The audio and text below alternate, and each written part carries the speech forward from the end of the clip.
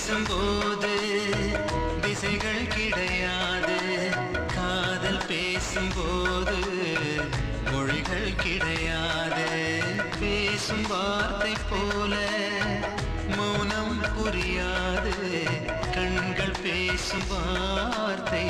கடவுள் அறியாது உலவி திரியும் காற்றுக்கு உருவம் தீட்ட முடியாது